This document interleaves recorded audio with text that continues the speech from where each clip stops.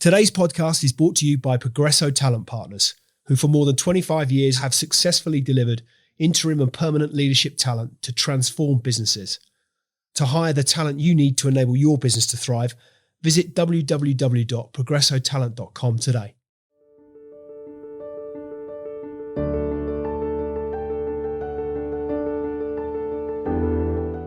Michael D'Onofrio is the CEO of Orbus Software, a technology executive, sustainability entrepreneur and growth investor with over 15 years of global experience. Michael holds an MBA from Harvard Business School and joined Orbus Software as CEO in early 2021 after the acquisition by Silvertree Equity.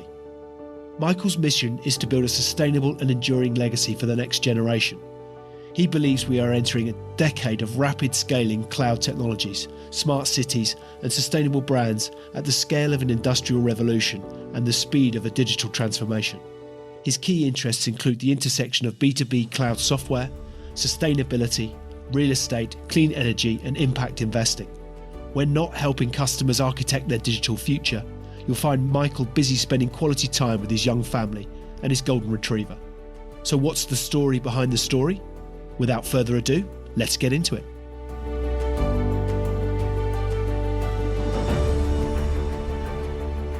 Michael D'Onofrio, good afternoon. Welcome to the Extrology podcast. It's great to have you on as our guest and really looking forward to finding out a lot more about what is a fascinating story. But first and foremost, as is customary with all things Extrology, we like to start with the early days and get a sense as to what growing up was like for you. So first question, where did you grow up and therefore what was childhood like for you?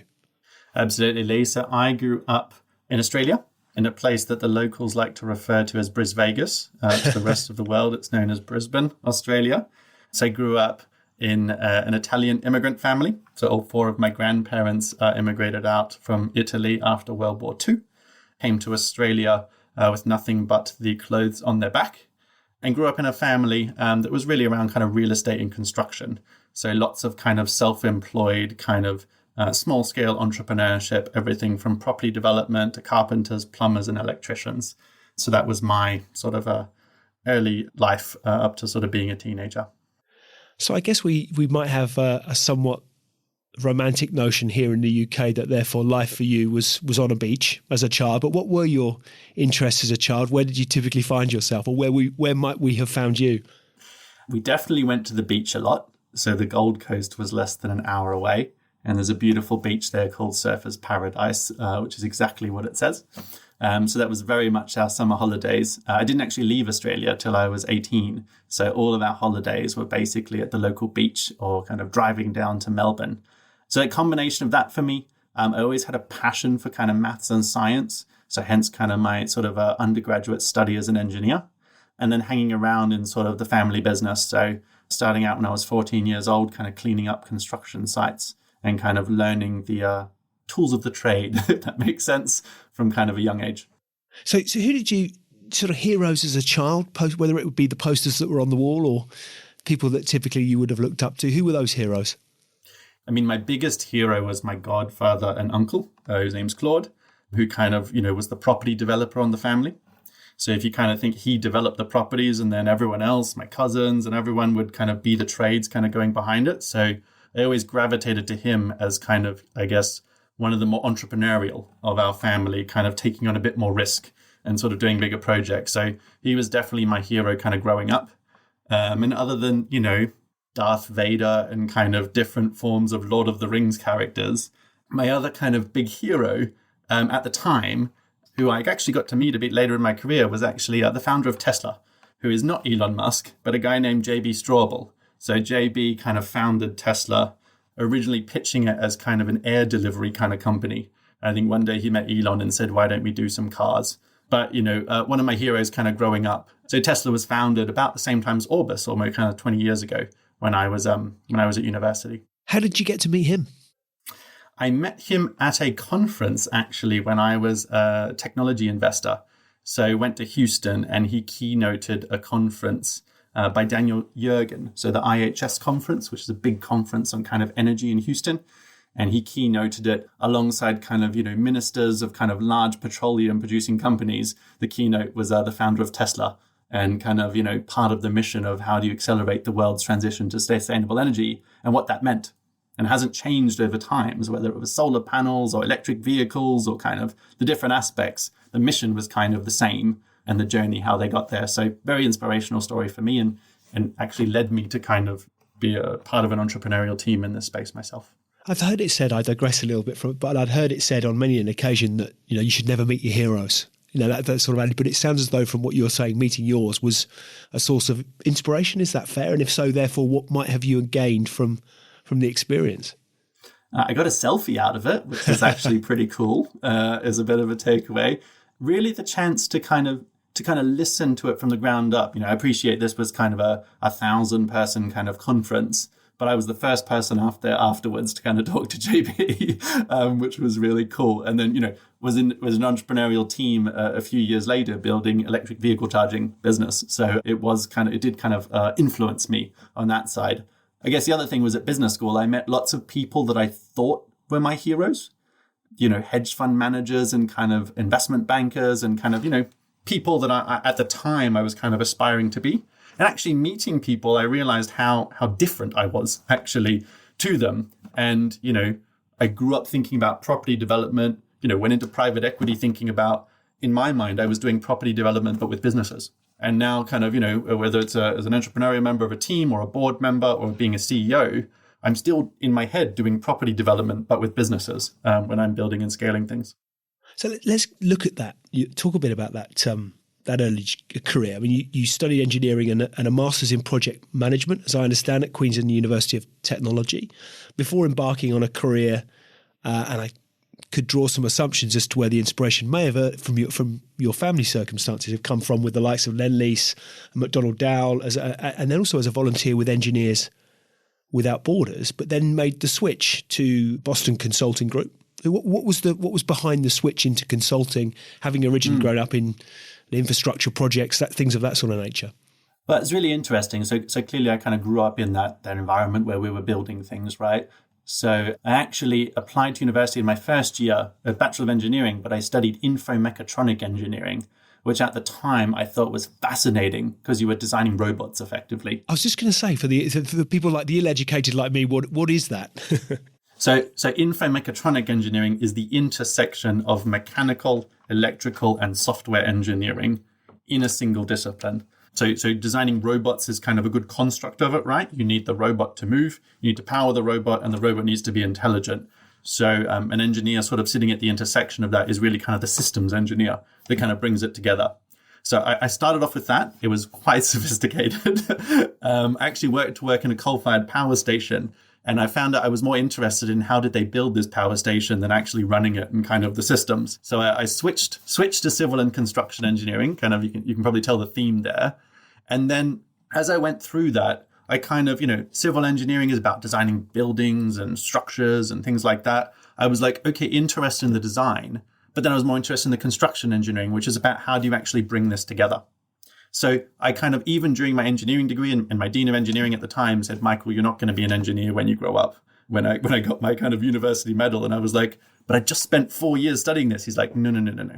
You're not going in that direction. So he said, do a master's degree in project management, right? That's the first step. You kind of get like one level above all the engineering, and you figure out how all the pieces come together.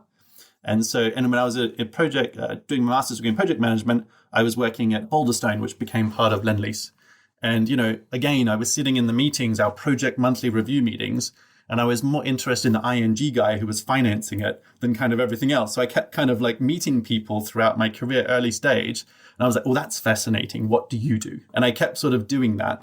So, worked for Lend-Lease, or subsidiary of Lend-Lease, and then McDonnell Dow. That was kind of, going from, hey, designing buildings to let's go mobilize for this big project in Papua New Guinea, which was like a third of the GDP of the country, which was like a bit of a formative experience. And then sort of sitting in the jungle in Papua New Guinea, Dean of Engineering kind of called me again. He said, have you applied to anything yet? And I said, no, I'm sitting in the jungle in Papua New Guinea. We're building an airfield that's going to land Antonovs, which is the biggest plane in the world. And he said, have you heard of McKinsey, BCG, and Booz? I said, not a clue what you're talking about. So he said, when you come back for kind of, in 2 weeks' time, I want you to fly to Sydney. I want you to apply to all these companies, So I did, and I kind of got all these interviews, and I turned up, not a clue, right? In my head, I was still like doing property development. And I met all these companies, and then I got all these offers, and I chose BCG, which was kind of my first foray into kind of, formal business training, if I take it that way, because surprisingly in Australia, they did not have a resources, energy, and infrastructure practice, which is like the biggest industry in Australia, whereas all the others did. So I was like, this is a bit of an entrepreneurial opportunity. And then secondly, the logo was green, and I was really kind of getting passionate about kind of sustainability at the time. So I had to choose based on some criteria. And those are my two criteria. Appreciating that I was like 23 at the time, and I thought I was going to like build a new business for BCG, which was pretty aspirational. But yeah, was part of that during my 2-year journey, and helped to set up another office in BCG, actually, in Australia, in Perth, as part of that experience. What do you think you learned from that experience? I learned how to make PowerPoint slides. That was probably the first skill that I learned, and how to tell a story. Actually, the storytelling was very powerful. I had the privilege of working with a few clients where I ended up sort of being seconded to kind of work for kind of really senior executives, because I was sort of helping to build the practice in addition to kind of learning how to be a consultant. So I had a few good experiences, both kind of in what I knew.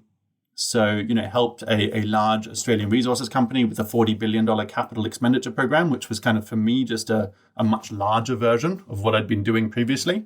And then also got to work, in brand new areas, like helping the government think about what solar projects to fund, through to, turning around banks and sort of, environmental companies. So for me, it was really a chance to broaden my skills. And at the time, I really wanted to do an MBA. So I kind of saw this as let's learn about business. And I'd never met anyone who'd really done an MBA. Most of the partners who had done MBAs, and they kind of told me about what it actually means to do an MBA. I was going to say, where did the inspiration for the MBA stem from? But was that the experience was coming from those with whom you're working for within BCG? Yeah, they gave me, I think they challenged me to kind of, if you're going to do an MBA, apply to these big international schools, which again, I'd never left Australia, right? Until I was kind of, in my almost, until I was 18. So I'd never been to America, right? I'd never kind of done these things. And they challenged me. They were like, Michael, we can sponsor you, but you should apply to these schools. And they were schools that I'd heard of, right? So like Harvard and Stanford and Oxford and London Business School, but I'd never been to any of them. I didn't know anyone from them, but it was really good to sort of talk to some of the alumni and have that opportunity over a few years and kind of learn what, there is differences between the schools of kind of which journey and which community you want to build. And they each have different strengths in terms of their community. But in my mind, I was just going from engineering to project management to MBA. I kept moving like up the scale, if that makes sense, of kind of, if you're building a building, there's all the project management, how does it come together? Then there's how is it financed, who's investing in it, who's going to be the tenant, and kind of, so I kind of had that in my head. And I totally went to my MBA thinking I wanted to be a real estate investor. And that was kind of, what I wrote in my MBA application. Actually, I wanted to either run BHP or be a real estate investor. And BHP was the biggest company in Australia at the time. So what was behind the transition to private equity? Why not run BHP or be a real estate investor? So I applied for so many internships to be a real estate investor, and I got rejected from all of them. So that was, a bit of a downer. I applied and met a couple of Harvard alumni who worked at HG, which is Europe's biggest technology investor. I still remember saying to them, do you do property development but with businesses here? And they kind of laughed and they said, why don't you come do an internship, right? An internship in private equity, in technology investing, and also in Europe, which were 3 brand new things to me. And I said, that'd be great. Can I do half in the renewable energy team? Because I was really fascinated by that. And then half in the tech team. So got a chance to do that internship, move across to London for 10 weeks. And then, they said, why would you like to come back? And I said, yes, I'd really love to join the renewable energy team. There's no slots, but would you like to join the tech team? Because it's a brand new fund. It's very entrepreneurial. And, you may not have a clue what you're talking about, but we'll quickly train you on what technology is. It's interesting that I think that, the diversity of experiences that you'd enjoyed, some of which clearly conscious decisions, but oftentimes also an element of right place, right time, right conversations, right network, right people. But you've clearly done a lot of, at a respectfully, relatively earlier stage in your career, you've experienced a lot of differing things. What advice might you give anyone who similarly might be thinking of making that change across to new sectors? Because I think that's often can be a challenge for people if you've got some very specific, can be a great asset as well, but some very specific industry experience you would then want subsequently to experience new things. It can oftentimes be a difficult transition to make. What advice might you give anyone thinking of making that kind of move? So one thing I've always tried to do is kind of change one or two things at a time. So it may seem like I was changing lots of things, but I still had my reference point of, building and transforming things when I was becoming an investor. So, probably a little bit too much of an active kind of hands-on investor. I'd meet management teams and want to kind of jump over the table and kind of join them as opposed to investing in them. That was also a learning experience. So change one or two things, but also as early as you can, and it can change. It probably change for me every 5 years or so. Try writing down your mission or your purpose or what you're trying to do. So mine hasn't changed since I graduated from Harvard. It's on the front line of my LinkedIn, which is to build a sustainable and enduring legacy for the next generation.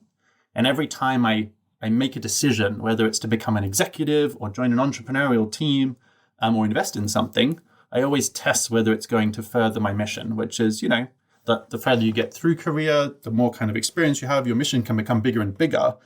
But, I spent 13 weeks writing that one sentence while at Harvard. And I wish I'd done that a lot earlier. I probably wouldn't have known, right, what to write. But even trying to do that and just putting it in your top drawer. And when you have a decision around, a career change or the chance to sort of start a new project, kind of just look at it and be like, does this kind of broadly align, right? Can I even convince myself that this is kind of a step along the journey? And, will it teach me a new skill? Will it build a network? Will it, what will it create towards that mission, right? Which is hopefully for me a 20, 30, 40, 50 year kind of project that I'm currently embarking on. You mentioned there's been an underlying theme, I guess, if I can use that phrase, of renewables. It's clearly a big bit. Where had that stemmed from initially?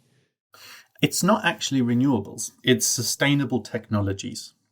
And what happened first in the transition to sustainable technologies was renewables. So building lots of solar and wind farms, right? Because it was kind of doable, understandable, kind of investable. So when I wanted to be, in sustainable technologies, and in 2012, 2013, in practice, a lot of what that meant was go into renewable energy, right? Be a developer or an investor or an executive, right? Now, almost a decade later, it means a whole plethora of different things. But sort of I made my first kind of commitment to sustainability in 2005, actually as a first-year engineer. We did this class, which was really kind of a soft class around kind of sustainability in the built environment. And I remember all my friends being like, this is, let's go back to kind of dynamics and structures and things like that. But actually it resonated with me. And I was like, this is something that, we have to do, right? I didn't have, planetary kind of views of it at the time, but I was like, fundamentally at the time, I was like, we have to do this and it'll make the real estate more valuable. That's what I was thinking in my head, right? It has to be both profit and purpose and impact at the same time, right? It's not a charity. But, and now we call this thing like sustainable investing or impact investing, right? It's now kind of coined, it's a term. But at the time, I was just like, this is, in my world, right? Purpose, profit, people, planet, all at the same time. And if you bring those 4 Ps together, you create the 5th P, which is potential for explosive growth. One of the frameworks I've developed over my career that I use to kind of make decisions. And I use that in Orbus in my current CEO role, right? The theme of our upcoming global event is those 5 Ps, because I think we've got all the 4. Therefore, we should be able to do the 5. So was it a conscious decision? You've explained it as I don't wish to put words in your mouth, but I guess HG steering you down the route of, renewables, as I think they defined it as a sector, wasn't available. Technology is, and it's entrepreneurial. And what was the appeal of that move into technology with HG? Effectively, they were 2 different funds, and I really wanted to combine them and kind of do 50-50. Obviously, that doesn't quite work in a private equity firm. You've got to choose which one. But that's what I wanted to do in my head, if that makes sense. So while I was a member of the tech team, I still used to hang out with the renewables team a lot so I think my decisions became more conscious over time. I think at that point in my career, I was still in sort of exploration and discovery phase, which I think, broadly, I see kind of your 20s as that kind of activity. And then you kind of, you approach 30s, maybe you have your first child or you kind of settle down. I think for me, that was kind of when I had my first child at business school. And, that's where I kind of wrote down that mission, right? So it was a defining moment for me. But I didn't really know what I'd written down at the time. I thought it was just a paper, right? But it actually became something that I looked at every year. So decisions became more conscious over time. The more information I got, the more kind of my networks expanded. And I look back and I'm telling you a very clear story, right? Obviously, it was a lot more chaotic along the way. So you joined Orbus Software as CEO in 2021, as I understand. Why? What was the appeal of Orbus from your perspective? Yeah, so I've been CEO of Orbus for about a year now. It was a business that was, being transitioned from a founder who'd run the business to sort of a private equity, so sort of first-time private equity ownership. The business was in the space of digital transformation, which I'd had a little bit of as an underlying theme throughout my career. But fundamentally, the business provides software to enterprises to drive their digital transformation journeys. And that can mean cloud transformation. It can mean building new products. It can mean all sorts of different things. So I kind of saw almost like a rough cut of a business that was well past startup phase and sort of entering scale-up phase. And the mandate to sort of become the CEO was global expansion, new technologies, innovation. It was a very growth-minded mandate. So that's what really attracted it to me. It was also headquartered in London with offices in New York and Sydney, which were broadly the three places I'd lived in my life.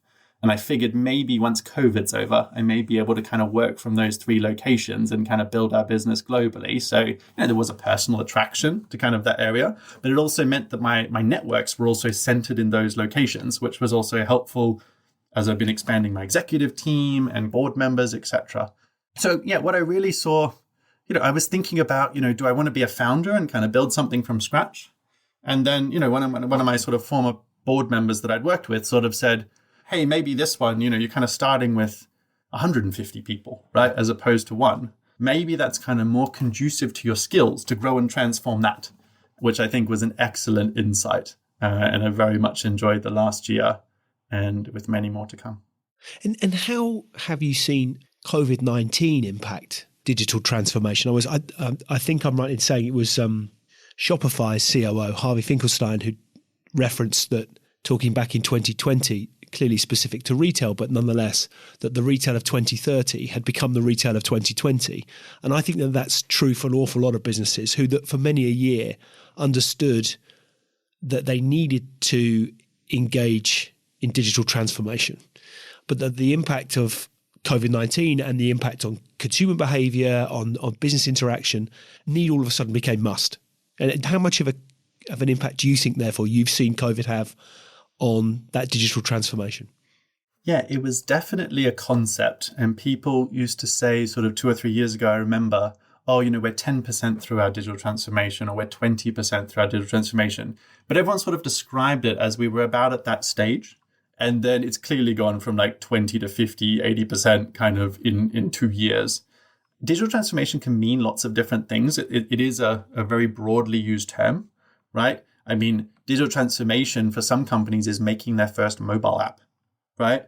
Others, it's taking mainframes from 40 years ago and putting them on the Azure cloud, right? At scale. So it can mean many different things, but it's fundamentally the premise that businesses that are more digital and tech enabled tend to have the competitive advantage. And therefore, the faster we can get there internally in terms of our products, externally with customers, in terms of providing more clarity, agility, resilience, and sustainability to kind of our operations. That's kind of the CARS framework. It's one thing we talk about at Orbus, right? In terms of, if you can provide those things, you can go much faster. You can accelerate your digital future. And I'm using sort of language there, but that's the kind of language where, if you were talking about it 2 or 3 years ago, people would have been like, yeah, that's important. But during COVID, it was the boards just mandated me as the CIO or the CTO or the chief digital officer became a role, actually. And, their mandate, especially the chief digital officers, was change the business, literally transform us. And we'll give you 50% of the technology budget. The other 50% will run it. And so you literally had new executives in large enterprises with billions to be able to literally transform the fundamental of their companies and their industries. And I'm talking about it at a strategic level, right? We all went through the experience personally of working from home and I now have, laptop and iPad and my Apple Watch and everything kind of talks to me, right? And wherever I am, doesn't matter if I'm in New York, London, or anywhere. So we all had the personal experience, but for large enterprises, for governments, it became kind of a mission critical it still is, and it became a mission critical activity, right?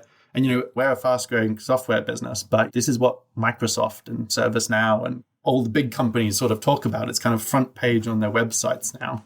So it's definitely a space with lots of tailwind, but I think it's also unlocked opportunity going forward, right? There's a long way to go in terms of, completing your digital transformation. And I'm not talking about a new tech startup. I'm talking about banks and utilities and pharma companies who, have a lot more to do physically with regulatory aspects, et cetera, to truly be digital enterprises. Are there any particular developments from a digital perspective that you're really excited by? I think one thing that's kind of, passionate for me is that intersection of digital and sustainability. So we used to think of sustainability as that's renewable energy or making some good consumer product decisions. But actually, things being more digital and sustainable means you can move much faster. And often you can do things that, for example, just need software. You need much less hardware and kind of fuel and things to kind of undertake projects. So this kind of intersection of digital and sustainability is one thing I'm very excited about. One thing that it's also created, this kind of accelerated digital transformation, is cybersecurity has become sort of a board level topic now, right? You've got people working from home, and we're going to take everything that was previously locked up in data centers and we're going to put it in the cloud. And, cybersecurity has become sort of a huge topic now. We see the public attacks, but when you speak to CISOs, so Chief Information Security Officers, another role that 10 years broadly didn't exist in businesses, right? Again, they have huge budgets to sort of, increase the resilience of their operations. And they're still trying to find a lot of the technologies to even figure out how to do it, to be very honest. And then the last one for me, I don't like the word artificial intelligence because I think that's quite a while away, but using machine learning techniques, which is a much more practical way to describe what you're doing and automating things. So the more you can do that, a big thing that it unlocks is kind of the human talent in your organization to be able to work on more complex projects. When you can automate the lower level sort of tasks of the organization, it means people can work on strategic and innovation topics. So yeah, I guess the intersection of digital transformation and sustainability, sort of cyber and machine learning. I'm not going to talk about blockchain and Web3. I don't understand that stuff. But these are real things now in 2022, those other three that, are really hitting the ground and gaining a lot of traction. Coming back to your own career, you're enjoying an element of portfolio from an advisory board perspective and a non-exec perspective. What advice would you give any executive? Because the demands on time are, you talk about some of the exciting things, numerous exciting things that Orbus are engaged with. It's a big pull on your time. But what do you feel, or what advice would you give any executive out there looking to develop a portfolio career or broaden their expertise? What advice would you give them? How would they go about it? I was actually speaking to someone today about this who is a exec looking for their first portfolio role. I would say start with one. And the first one doesn't need to be joining a board or a formal advisory board, right? It can be, hey, let me make a small investment and help out an entrepreneur, right? In my evenings and weekends. So that's how I sort of started with it. And then once you have one and then you have two, and then I think, there is a maximum when you're especially if you're CEO, right? So you can probably have three. Everything else needs to be very informal and very ad hoc, right? But those roles reinforce each other, right? Because, as a CEO, I also have a board and I also have established an advisory board for Orbus, right?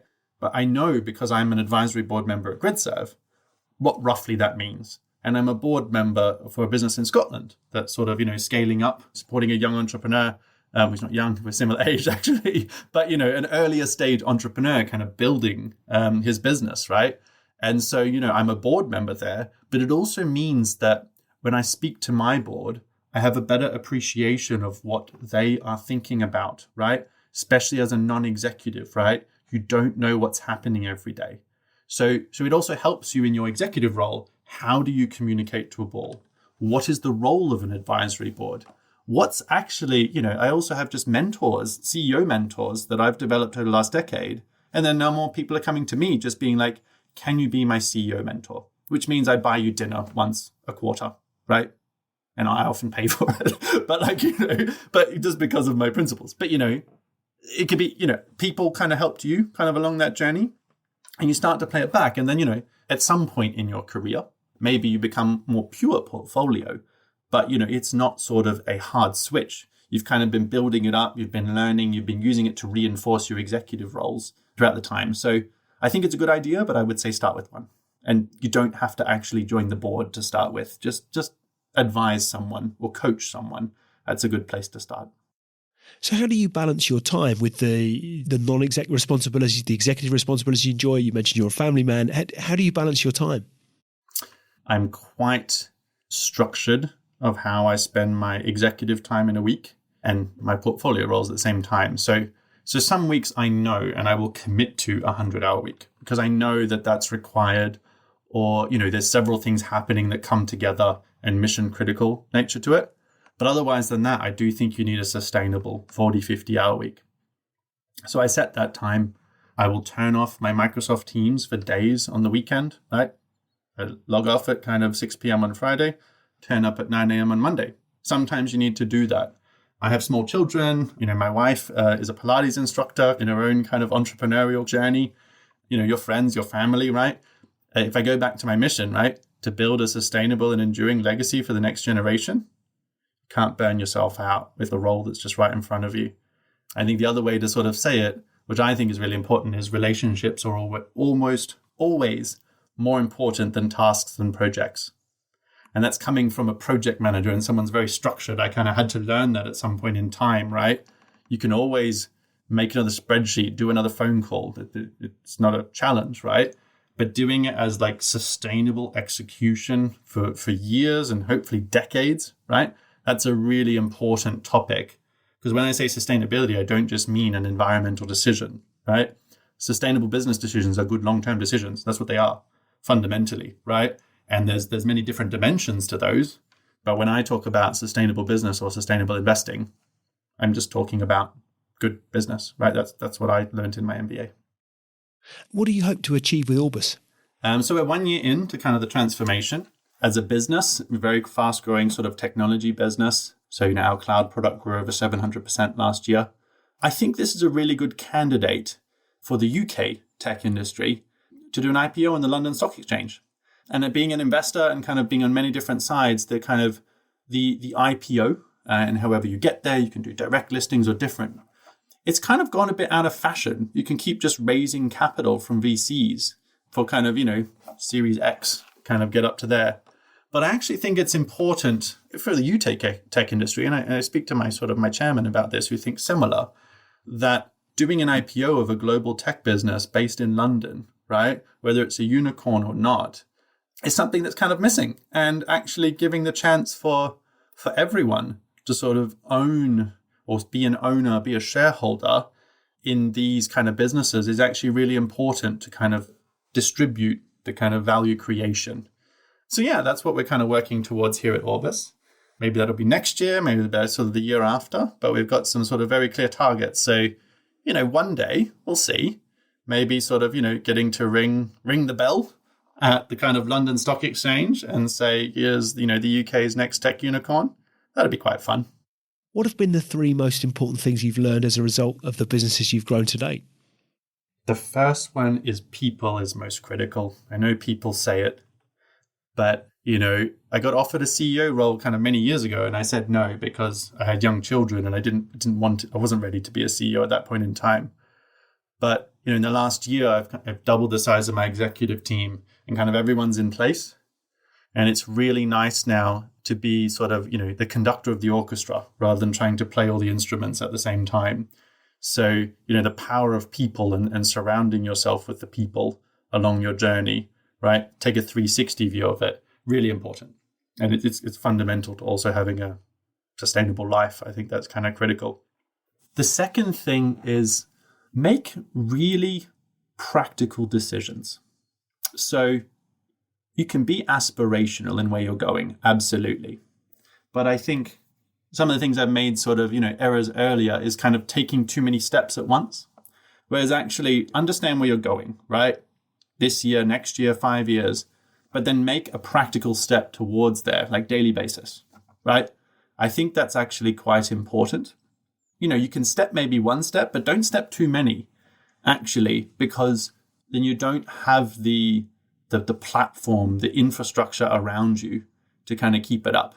And it's not a sustainable decision to kind of jump too many steps at once.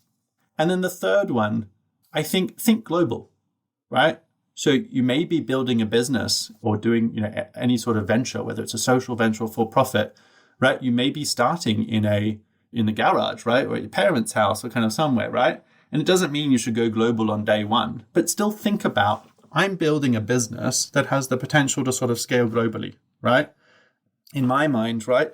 Doing my first real estate investment, right? Real estate is a very local activity for most people, right? If you maybe want to, maybe kind of buy your family home and maybe kind of buy another property when you're kind of, further in your life, right? You're not going to go buy it in another country unless it's a holiday home. You'll probably buy an investment kind of close to home. So it's a very local thing. But, in my mind, everything I do, I'm like, but imagine if this was global, right? In tech businesses, it's easier. Orbus, we operate in over 50 countries and we can do that as a kind of digitally native business. But no matter what industry you're in, right? Think about it. And it may be 5, 10, 20 years. But if you make, a whole series of decisions over a multi-year period, suddenly you actually realize I'm actually ready to kind of go global, or I'm ready to enter the next city, if that's kind of your sort of topic, right? So if you make all those scalable sort of small decisions along the way, there's this kind of snowball effect. And after a while, you kind of look back and you're like, actually, I've got a pretty big snowball right now. So let's see where I can take this. How about the world of the workplace itself? I mean, I think it's been really interesting to note that and organisations wrestling with it now. As in the UK, certainly we're witnessing a return to work, and that's looking different to many different organisations. But how do you see the workplace of the future evolving? Organisations wrestling with hybrid models, how they're utilising workspace, but how do you see the workplace of the future evolving? I think every business leader is kind of struggling with this one right now, Lee. Although I do have to challenge you. We're not returning to work. We've been working all the way through. We're returning workplace. to the office. Yes, better. Is actually what we're doing. So whether it's an office or you're returning to more of a physical location. And in practice, it's a hybrid outcome, I think, for at least everyone right now that I can understand. I've read about sort of a few quite extreme CEOs who said everyone must be back in the office, and they've normally had to retract those statements pretty quickly. It doesn't matter what large kind of international, well-known Goldman Sachs bank you are, right? You're going to have to work with your teams to kind of find that hybrid culture. So, I'm calling you from my home office right now. I have a policy of Mondays working from home because I look after my kids on Monday evening. And, that's not going to change unless I'm in another country. So I think that's quite important. I think everyone's sort of finding where the kind of natural point is. At Orbus, we're 2 to 3 days at work. I said what you just said. 2 to 3 days in the Freudian office slip. And 2 to 3 days at home. But some of our staff, now we recruit 100% remotely, right? So for staff in the US, right, I have staff in Seattle, right, and our headquarters in New York. They're not going to come in 2-3 days a week. They may come in once a month. And then actually, I think the really important point is when you're together, right, with your team or in person, really use that time, right? That's where innovation can flourish. That's where you have those kind of conversations at the water cooler, if you still have a water cooler, or in the kitchen, right? Which is, I think, what we all missed from kind of not having that in-person human interaction. So, I have a policy. I try to stick to it. When I go into the office, especially on Thursdays, I try not to schedule any meetings. Or if I'm scheduling a meeting, it's an in-person coffee with someone. Normally means I'm buzzing by the end of the day because I've had about 10 coffees. But don't schedule calls with US, Australia on the day that you're really in person in your headquarters as a CEO. Never perfect, but, having those principles and kind of structuring your time that way, I think it's even it's clearly more effective than kind of what we used to do. I actually did my first trip to the US for 2 days a few weeks ago. And I'll be honest, right? My muscles don't remember doing that. So, last time I went for kind of a week at a time and, I'm kind of working properly, right, in New York. And, I flew to Florida for 2 days and came back. I almost needed to take a day off. I used to be able to do this fine. But one, I'm exhausted. And two, why do we even do this anymore, right? The stories of my friends being like, oh, I just stopped over from London to San Francisco and back in the last 24 hours. I just can't imagine someone doing that now. Are you nuts? Right? So, sorry. But it's clearly changed permanent habits. But I really think when you do get that in-person time, where you have breakfast with someone or a dinner, right? It's super valuable. I find now you kind of cut through all the chaos and you just get to the really meaningful conversations, which is really nice.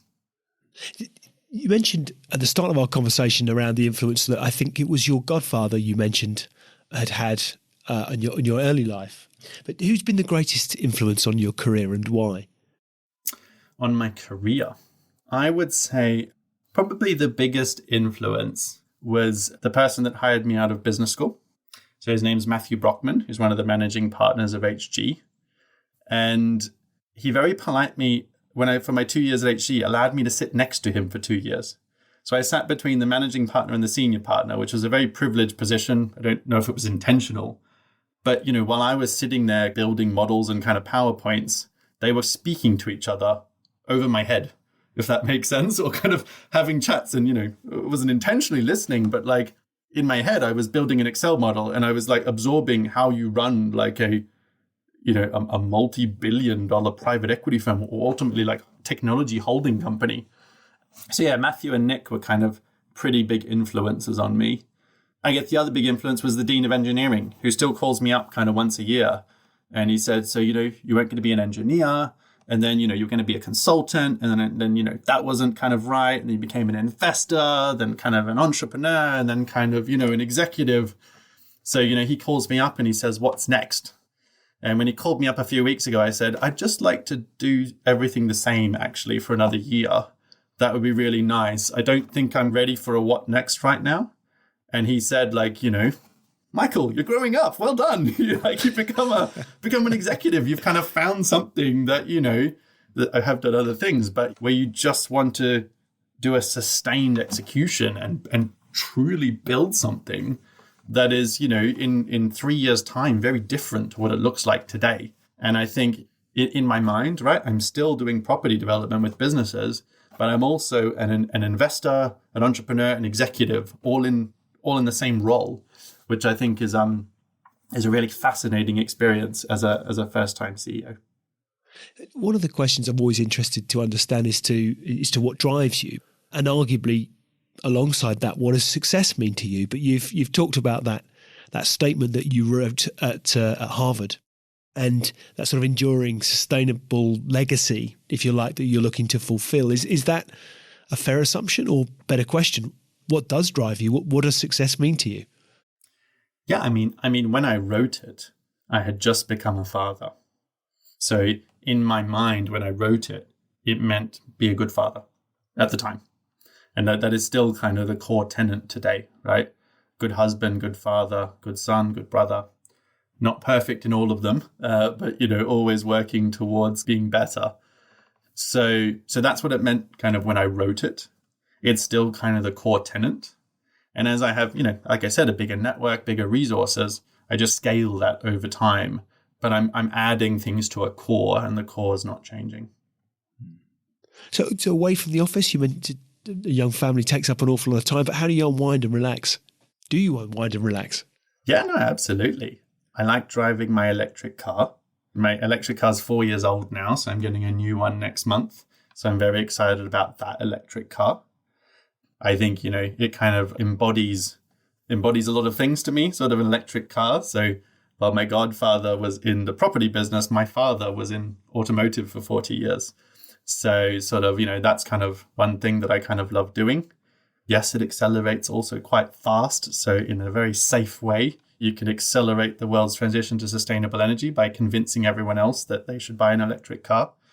So that's an important thing. It's nice to be traveling again. So we're going in our first international family holiday kind of coming up to Istanbul, or as an Italian, I'm going to try to explain to as my kids as this is the Eastern Roman Empire, and kind of explain to them kind of history using that theme for a week. And we'll see how far we get with my 9-year-old and 4-year-old. But it's nice to go traveling again as a family beyond where we live in the English countryside. I think those two pieces. And then also, I guess I have my kind of formal non-executive roles, but I'm more and more kind of, helping young entrepreneurs at that intersection of, technology, sustainability, and the built environment. I used to say real estate, but now I say the built environment, because I think we have bigger problems in addition to buildings to kind of address, whether it's transport or industry or the energy that we use. So yeah, I really love it when entrepreneurs kind of reach out to me. I get referred a lot from my network now. Kind of people know that's my space, and helping people, right? Whether it's a little bit of capital, and then that's often me asking my friends saying this is a really interesting one, right? We should kind of help this entrepreneur who's got a 10-page PowerPoint slide kind of build something, and if we can all contribute one thing and maybe a little bit of cash, that's a good good way to start. Just like many of us have kind of had different versions of that throughout our lives.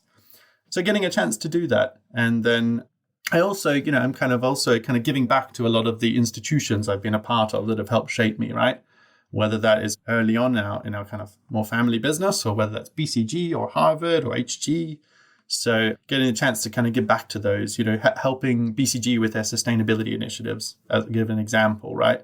Don't need to talk about it too much, but it's nice to help an institution that helped shape you, help shape the future of that one at the same time. Are you a reader? And if so, what are you reading currently? I read so much for work that I don't currently read too much. The current book that I'm reading was given to me by one of my advisory board members. It's a book called Zone to Win, which is by Jeffrey A. Moore, who also wrote Crossing the Chasm and Inside the Tornado. So it's a new book about organizing to compete in an age of disruption. And it talks about one of the key tenets that I'm learning from this one is you can only do one transformational activity at a time, because it really requires you to kind of commit the organization to it, especially as sort of if you're in the CEO role. So even gigantic organizations can only really transform one thing at a time while they make other things incrementally better and kind of keep the lights on. If you think about, I take an example, right? You think about the big energy companies, right? Like Total and Shell, right? They're trying to become cleaner energy companies at least. And that's requiring, transformation of people, capital, huge amounts, right? And they started off just doing renewable energy, just like I kind of discovered 10 years ago, right? But now they're kind of going beyond it into plastic and biofuels and all these other kind of areas where now you can go into sustainable technologies because there's a lot more momentum behind it. So yeah, I think, every company, is going through sort of different phases of scaling and growth. And then whether you could be a government, you could be a social venture. I use the company as my unit of analysis personally, if I'm not using the family as the unit of analysis. But, especially as a leader, you can commit to one transformational activity. And the leaders who spread themselves too thin, you end up not transforming anything, actually. It sounds good for years and years and years, right? But, it's not the same as when Jeff Bezos said we're going to build Amazon Web Services, right? And then, that is now a gigantic business in and of its own right. But, and Amazon has the retail part, they have that, and they have everything else. But they only did one transformation at a time to sort of reach, I'm using that as a reference point, a very valuable company. Microsoft, all the other tech companies, and large companies, they've all gone through different versions of one thing at a time at scale. And that's the key. And that means different depending on the size of the resources you have, but at scale. I am into gaming, so I'll give you that one as kind of a personal one. And if I take a more recent one, just to end it out, Microsoft buying Activision Blizzard, right, for close to $70 billion. Yes, Microsoft are the makers of the Xbox, right? Sony is the makers of the PlayStation, which is probably a better console. But Sony's response is a $3 billion acquisition of another gaming company. So different scale of kind of resources. And, for Microsoft, gaming is in the nicest way possible, a side project, right? But for Sony, this is mission critical, right? If they don't have gaming and entertainment, the other parts don't form a sustainable enterprise. So just a more recent one, I guess that's kind of recent news, kind of, but just a size of one transformation at a time. And yes, if you're Microsoft, you can probably handle 2 or 3. But it's really important, I think, as if a business is measured in hundreds or thousands of people, you've got to take everyone on the journey, right? Win everyone's hearts and minds. And part of that is being a good storyteller, which I started learning back in BCG over a decade ago. So what advice would you give your 21-year-old self, Michael? Also, have a mission is great, but you tell that to the average 21-year-old, including myself, and that's not kind of probably highest on your agenda at that stage in your life, when you're more interested in discovery and kind of exploration and traveling and partying. I think an important one for a 21 sort of year old is define what you want to get out of your 20s is maybe a good way of framing it. And your point kind of at the start, right? A diverse set of experiences allows you to maybe when you're approaching that 30, right, which is about a decade away, you've had enough experience to actually make a conscious choice on what you want to do. And then maybe you've made a series of 1-year, 2-year, 5-year decisions kind of leading up to that. But maybe when you're at 30, you have enough information to make a decade-long commitment, right? Or marriage, which for me is a lifelong commitment, right? Or to have a child, which is lifelong, but also a multi-generational commitment, right? So, you have the awareness, maybe, the self-awareness, but also kind of just enough information to make a decision. And I often talk to our customers, actually, if I kind of bring it back to a practical business one, I say, our platform does lots of different things, and their feedback to me, the really good one, which I use myself, is if you can help me make one better decision, Michael, if I've got a $1 billion technology budget and I'm buying your software for somewhere in the hundreds of grands, right? If you make one better decision or help me make one better decision, the cost of your platform kind of pales in comparison, if that makes sense. So, I think that's a make one better decision, right? And if you've been collecting and building that experience leading up to that time, whether that's 20, 30, 40, 50, 60, 70, 80 years old, right? If you have the information to make one better decision or the judgment, maybe, to make one better decision, to be a more authentic leader, then, I think that's really important for a 21-year-old to at least start down that journey if they haven't already. So what does the future look like for you? Going on holidays next week, and I'm going to absolutely turn off. I have appointed one of my executives to be CEO for the week, which is something that I had the pleasure of earlier in my career. So yeah, I'm looking forward to going to Istanbul. Fantastic. And where can people go to find out more about Orbus? We have our website. I guess that's a good place to go to learn about lots of businesses. Actually, one thing that we use, which we're very proud of, is there's an analyst called Gartner, and they have magic quadrants and kind of lots of analysis, but they also have something called the Gartner Peer Insights, where your customers just anonymously sort of talk about your software. So we've got that Customer Choice Award 5 years in a row so far. And it's actually one of our proudest awards as a company, right? With all the other kind of things that we've been acknowledged for. But that one's one of your primary stakeholder groups, your customers, saying, hey, let's leave a review on kind of, our experience with your platform. So you can find lots about us. My LinkedIn tends to tell the story of the business a little bit as well. We're hiring lots of people. We have about 50 open roles right now. So we've got lots of people that we're looking to hire in our global teams across at least 3 countries, but sort of we're increasingly hiring more remotely. So yeah, learn more about us, Send me a message on LinkedIn.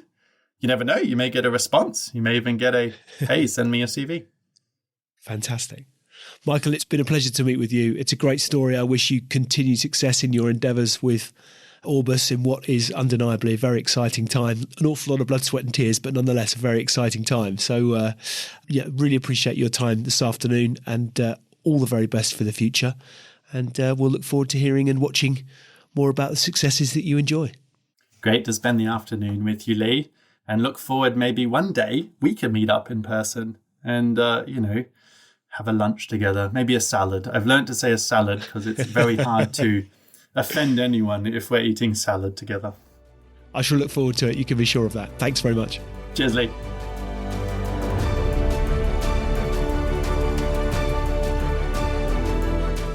Hi, ladies and gentlemen. Thank you for listening to today's Extrology podcast. I really appreciate your audience and ears. If you've enjoyed it, then why not hop onto iTunes and give us a review?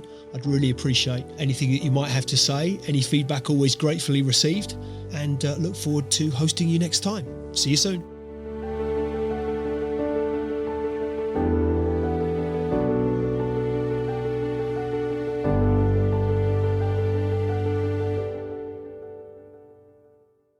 Just a reminder, today's podcast is brought to you by Progresso Talent Partners. Visit www.progressotalent.com today for more information.